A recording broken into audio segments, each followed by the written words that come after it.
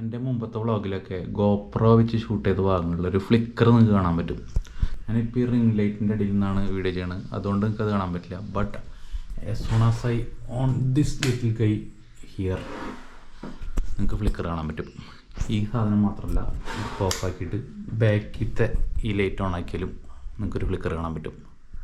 അതിൻ്റെ അത്ര ഇല്ല, ബട്ട് സ്റ്റിൽ ആ ഫ്ലിക്കർ നിങ്ങൾക്ക് കാണാൻ പറ്റും. എന്തുകൊണ്ടാണ് ഉണ്ടാകുന്നത് എനിക്ക് ആദ്യം മനസ്സിലായില്ല. പിന്നെ ഞാൻ ഇതിനെക്കുറിച്ച് പഠിച്ചപ്പോഴാണ് മനസ്സിലായത്. നമ്മുടെ ലൈനിൽ പോണ വോൾട്ടേജ് എന്ന് പറയുന്നത് ഒരു 50 ഹെർട്സിലാണ് ഫ്ലോ ചെയ്തുകൊണ്ടിരിക്കുന്നത്. അതായത് ഒരു സെക്കൻഡിൽ നിങ്ങൾ കത്തിക്കുന്ന എല്ലാ ബൾബും 50 പ്രാവശ്യം കടലും കത്തലും ആവുന്നുണ്ടാവും. ഇതാണ് നിങ്ങൾ ഈ ഫ്ലിക്കറായിട്ട് കാണുന്നത്. പക്ഷേ ഈ റിംഗ് ലൈറ്റിൽ അതില്ലാത്തതിന് കാരണം ഇവിടെ ഒരു അഡാപ്റ്റർ ഉണ്ട്. ആ അഡാപ്റ്റർ വെച്ചിട്ട് അവർ കണ്ടിന്യൂസ് ലൈറ്റാക്കി മാറ്റുന്ന കാരണമാണ് ഈ റിംഗ് ലൈറ്റിന് ആ പ്രശ്നമില്ലാത്തത്. പക്ഷേ ഞാൻ ശ്രദ്ധിച്ച കാര്യം അതല്ല. എൻ്റെ ഐഫോണുണ്ട്. ഈ ഐഫോണിൽ ഷൂട്ട് ചെയ്യണ സമയത്ത് ഞാൻ കാണിച്ചുതരാം. ഐഫോണിൽ വീഡിയോ ഷൂട്ട് ചെയ്യണ സമയത്ത് ഈ ഫ്ലിക്കറിങ് കാണാൻ പറ്റില്ല. ഐഫോണിലേക്ക് നോക്കിയാൽ ഞാൻ ഷൂട്ട് ചെയ്യാണ്.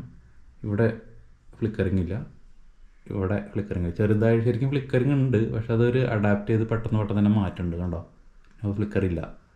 ബാക്കിലത്തെ ലൈറ്റിലും ഫ്ലിക്കറിങ് നിങ്ങൾക്ക് ഐഫോണിൽ കാണാൻ പറ്റില്ല.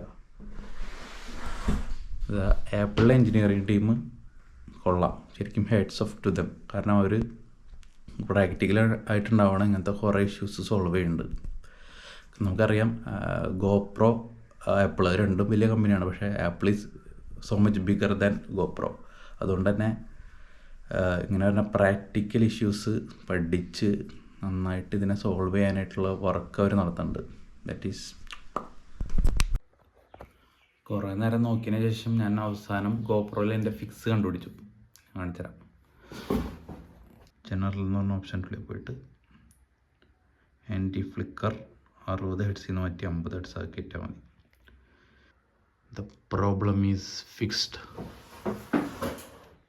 പ്രൊക്കാസ്റ്റിനേറ്റ് ചെയ്ത് റൂം ആ പടലം കോലായിട്ടുണ്ട്.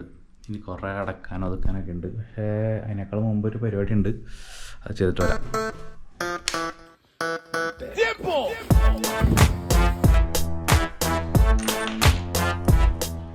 ഇങ്ങനെ പറഞ്ഞാണ് റൂം ഇങ്ങനെ ആയത് എന്നത് വേറൊരു കാര്യം.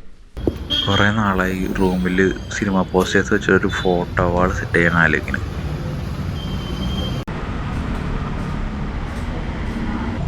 വെറുതെ സിനിമ പോസ്റ്ററാ. ഏയ് വെറുതെ രസം. ഈ റൂമിൽ ഒട്ടിക്കാൻ ഇഷ്ടം. അങ്ങനെ സിനിമ പ്രാന്ത് ചെറുതായിട്ട്.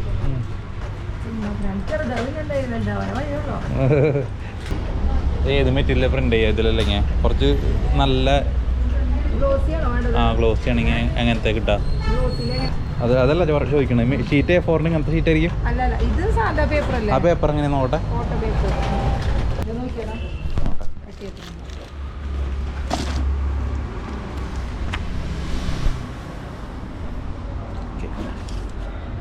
ഓക്കെ.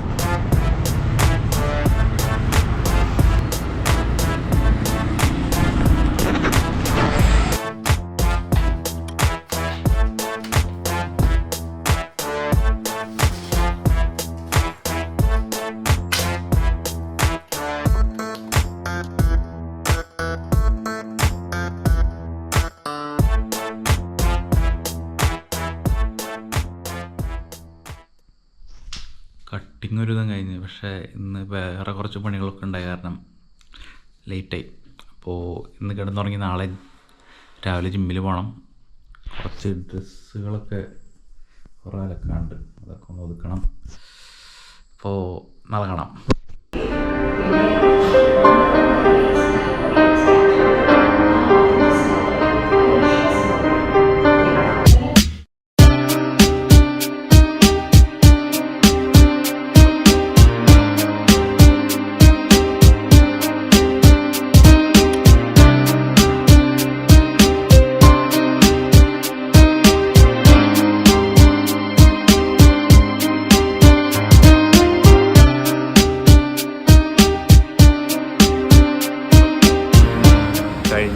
കുറച്ചായിട്ട് ഫുഡ് ഇൻഫെക്ഷൻ വന്ന് കിടപ്പിലായിരുന്നു.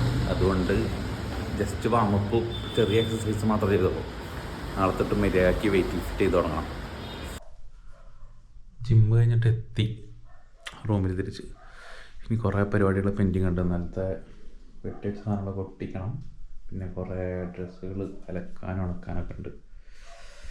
അപ്പോൾ that's it for today guys. See you in the next vlog. By.